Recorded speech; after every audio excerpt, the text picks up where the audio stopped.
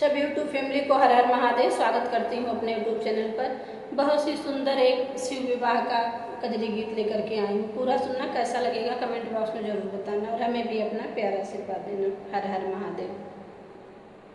तोड़ी तोड़ी भांगिया धतूरवा के पाती, शिव जी के पूजली पार्वती नाय।